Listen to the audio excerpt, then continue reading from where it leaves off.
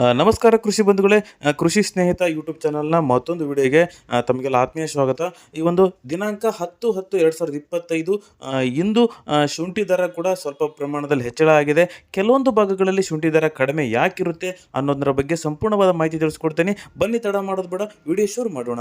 ಮೊದಲನೇದಾಗಿ ಕರ್ನಾಟಕದ ವಿವಿಧ ಜಿಲ್ಲೆಗಳ ಪ್ರತಿ 60 kg ಹೊಸ ಶುಂಠಿ ದರ ಏನಿದೆ ಅಂತ ನೋಡೋದಾದ್ರೆ, ಹಾಸನದಲ್ಲಿ 2700ರಿಂದ 3100 ವಾಷಿಂಗ್ ಇದೆ. ಪಿರಿಯಾಪಟ್ಟಣದಲ್ಲಿ 2700ರಿಂದ 3000 ವಾಷಿಂಗ್ ಇದೆ ಅಂತಲೇ ಹೇಳ್ಬೋದು. ಇನ್ನು ಕೊಡಗುನಲ್ಲಿ 2700ರಿಂದ 2900 ವಾಷಿಂಗ್ ಇದೆ.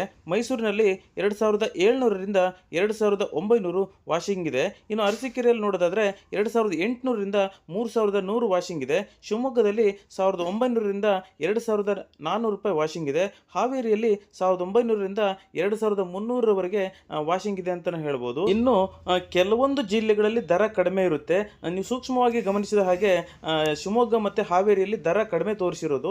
ಯಾಕೆ ಅಂದರೆ, ಶಿವಮೊಗ್ಗ ಮತ್ತು ಹಾವೇರಿ ಜಿಲ್ಲೆಯಲ್ಲಿ ಶುಂಠಿ ಕೀಳುವ ಖರ್ಚನ್ನು ರೈತರೇ ಭರಿಸ್ತಾರೆ. ಸೊ ನೀವು ಕೊಡಗು, ಹಾಸನ ಹಾಗೂ ಪಿರಿಯಾಪಟ್ಟಣಕ್ಕೆ ಹೋಲಿಸಿದರೆ ಅಲ್ಲಿ ರೈತರು ಭರಿಸೋದಿಲ್ಲ.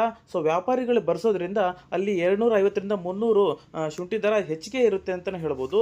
ಇನ್ನು ಕೆಲವೊಂದು ಭಾಗಗಳಲ್ಲಿ ಶುಂಠಿ ದರ ಕಡಿಮೆಗೆ ತಗೊಳ್ಳೋದು ಯಾಕೆ ಅನ್ನೋ ನೀವು ಒಂದು ಪ್ರಶ್ನೆ ಹುಟ್ಟುತ್ತೆ. ಸೊ ಯಾಕೆ ಅಂದರೆ, ಕೆಲವೊಂದು ಭಾಗಗಳಲ್ಲಿ ಶುಂಠಿಯ ಗುಣಮಟ್ಟದ ಆಧಾರದ ಮೇಲೆ, ಸೊ ಹಳೆ ಶುಂಠಿಗೆ ನೀವು ಉದಾಹರಣೆಗೆ ಹಳೆ ಶುಂಠಿಗೆ ರೇಟ್ ಜಾಸ್ತಿ ಇರುತ್ತೆ ಅಂದರೆ, ಹಳೆ ಶುಂಠಿಯಲ್ಲಿ ನಾರಿನಂಶ ಹಾಗೂ ಗುಣಮಟ್ಟ ಕ್ವಾಲಿಟಿ ತುಂಬ ಚೆನ್ನಾಗಿರುತ್ತೆ. ಸೊ ಇಲ್ಲಿಂದ ನೀವು ಬೇರೆ ಒಂದು ರಾಜ್ಯಕ್ಕೆ ಟ್ರಾನ್ಸ್ಪೋರ್ಟ್ ಮಾಡಲಿಕ್ಕೆ ಅವರಿಗೆ ತುಂಬ ಈಸಿ ಆಗುತ್ತೆ. ಸೊ ಶುಂಠಿ ಬೇಗ ಹಾಳಾಗೋದಿಲ್ಲ. ಸೊ ಆ ಉದ್ದೇಶದಿಂದ ಶುಂಠಿಗೆ ಹೆಚ್ಚು ಬೆಲೆ ಇರುತ್ತೆ ಅಂತ ಹೇಳ್ಬೋದು. ಇನ್ನು ಹೊಸ ಶುಂಠಿ ಅಥವಾ ಹಳೆ ಶುಂಠಿಗೆ ವ್ಯತ್ಯಾಸಗಳೇನು ಅಂತ ನೋಡೋದಾದರೆ, ಖಂಡಿತ ವ್ಯತ್ಯಾಸಗಳು ಅಷ್ಟೊಂದು ಇಲ್ಲ. ಈ ಮೊದಲೇ ಹೇಳಿದ ಹಾಗೆ ಶುಂಠಿಯ ಗುಣಮಟ್ಟದಲ್ಲಿ ಸ್ವಲ್ಪ ವ್ಯತ್ಯಾಸ ಇರುತ್ತೆ, ನಾರಿನಂಶ ಕಡಿಮೆ ಇರುತ್ತೆ. ಸೊ ಹೊಸ ಶುಂಠಿಯಲ್ಲಿ ಇವೆಲ್ಲ ಕಡಿಮೆ ಇರೋದ್ರಿಂದ ಟ್ರಾನ್ಸ್ಪೋರ್ಟ್ ಲೈಫ್ ಅಂತ ನಾವೇನು ಹೇಳ್ತೀವಿ. ಸೊ ಸಾಗಾಣಿಕೆ ಮಾಡುವಾಗ ಬೇಗ ಹಾಳಾಗುವಂಥ ಚಾನ್ಸಸ್ ತುಂಬಾ ಇರುತ್ತೆ. ಸೊ ಹಾಗಾಗಿ ಹಳೆ ಶುಂಠಿಗೆ ಹೆಚ್ಚು ದರ, ಹೊಸ ಶುಂಠಿಗೆ ಸ್ವಲ್ಪ ಪ್ರಮಾಣದ ಕಡಿಮೆ ಇರುತ್ತೆ ಅಂತಲೇ ಹೇಳ್ಬೋದು. ಇನ್ನು ಓವರಾಲ್ ಆಗಿ ಹೇಳೋದಾದರೆ, ಶುಂಠಿ ದರ ನೀವು ಶುಂಠಿ ನಾಟಿ ಮಾಡಿರೋದ್ರಿಂದ ಸುಮಾರು 6 ತಿಂಗಳು 7 ತಿಂಗಳು ಅಷ್ಟಕ್ಕೆ ನೀವು ಕಿತ್ಕೊಡ್ತಾ ಇದ್ದೀರಿ ಅಂದರೆ ಸೊ ದರ ಕಡಿಮೆಗೆ ಸಿಗುತ್ತೆ ನಿಮಗೆ.